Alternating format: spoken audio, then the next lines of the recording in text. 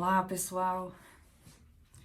Meditação hoje de domingo, né? Primeiro domingo da Quaresma.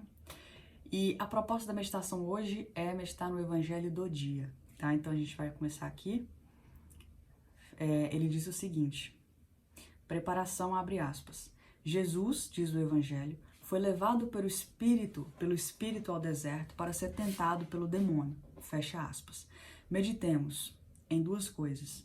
Primeiro, as 3 tentações de Jesus. E segundo, como podemos tirar proveito das nossas tentações. Tomai a resolução firme de opor sempre vigilância e oração às emboscadas e assaltos dos vossos inimigos, como Jesus vos recomenda. Então vamos lá ao primeiro tópico aqui, as 3 tentações de Jesus. Bom, diz o seguinte: tudo no mundo, de São João, é concupiscência da carne, concupiscência dos olhos e orgulho da vida. A concupiscência da carne compreende tudo o que lisonjeia o corpo e os sentidos, fontes fecundas de tantos crimes.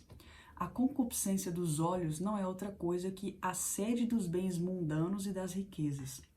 O orgulho da vida é o amor excessivo da nossa própria excelência, que nos torna vãos, pretensiosos e nos faz esquecer a Deus. Essas 3 sortes de inimigos que temos a combater, a sensualidade, o orgulho e a avareza, Jesus as quis enfrentar e vencer antes de nós. E por quê? A fim de nos merecer, de Santo Agostinho, a vitória em todas as tentações. Satanás ousa sugerir ao Salvador que mitigue por um milagre a fome que o oprime. Não estranhemos, pois que ele nos tente pela gula e intemperança. Se Satanás tentou Jesus Cristo, ele vai tentar a gente. E ali Jesus nos ensina como agir, né? Então, se Satanás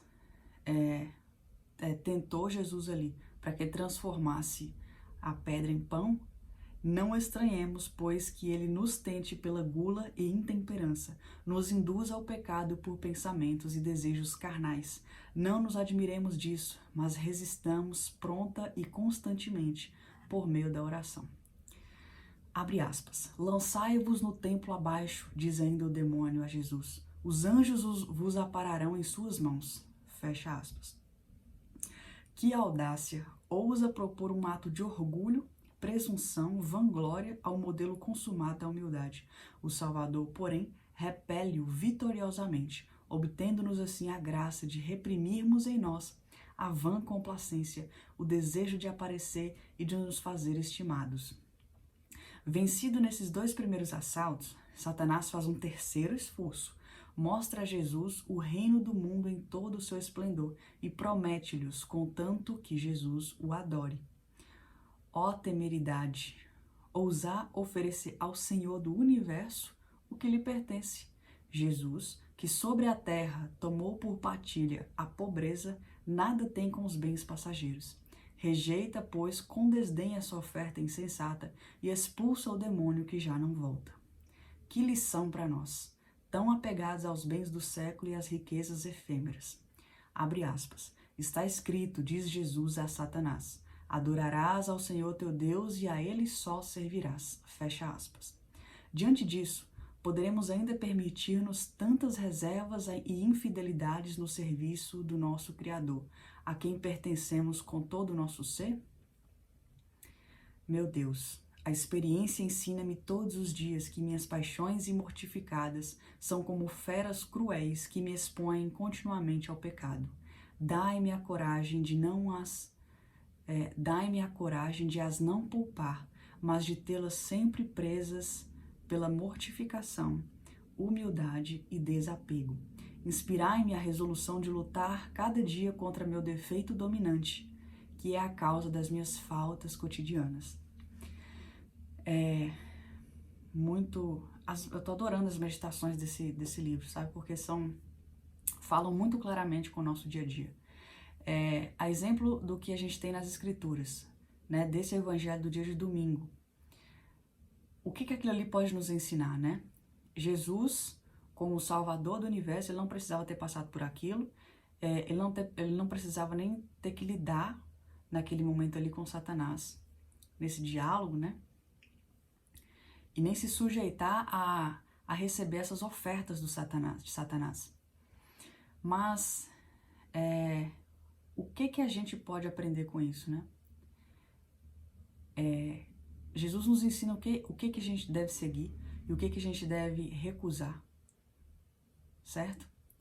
E uma das recusas que a gente precisa estar pronto para perceber e recusar são as tentações, né? As tentações, elas sempre vêm como coisas muito boas, né? A próprio momento em que a serpente oferta a Eva o fruto proibido, falando com ela que serás como deuses, o que é isso? É tentador, né? É uma oferta muito boa. E ela caiu na tentação. A tentação, ela não vai ser oferecida a nós como uma coisa ruim. Entende? Então, daí vem o perigo da tentação. E a gente só consegue ficar alerta para não cair nessas tentações através da oração. Porque nós não somos capazes de, por nós mesmos, evitar a tentação. Nós pedimos a graça a Deus através da oração, através da mortificação, e isso vai nos fortalecendo. Não porque somos fortes, pelo contrário, somos fracos, né? E por isso precisamos das orações da mortificação. Segundo tópico, meios de aproveitar as tentações, né? Como eu posso aproveitar as tentações? Antes da tentação, isto é, habitualmente, é necessário usar vigilância, fugir dos perigos, guardar a modéstia, ser fiel às práticas ordinárias de piedade, nutrir o espírito de santas reflexões e o coração de preces fervorosas, no desejo de agradar somente a Deus. Longe de ser útil, é prejudicial preocupar-se com os ataques que poderiam sobrevir, ter medo deles, mormente em matéria de pureza. É necessário confiar em Deus e agir simplesmente dedicando-se a cada ação sem apreensão do futuro. Durante o combate, qual deve ser o nosso procedimento? Devemos evitar discussões com o tentador, desviar prontamente, esquecer o pensamento, o olhar, a sugestão que nos impressiona. Se o inimigo volta à carga, rezemos logo, distraindo-nos da tentação, recordando-nos da presença de Deus ou de qualquer verdade que prende a nossa imaginação. Esses meios são aplicáveis não só às tentações impuras, mas também às tentações contra a esperança, a caridade, a humildade e a resignação. Conquistar-se-á mais seguramente a vitória, refugiando-se pela oração nos braços do Todo-Poderoso. Então, olha só, antes da tentação, o que é que você precisa fazer? Em outras palavras, né? Ter bons hábitos, mas bons hábitos religiosos, né?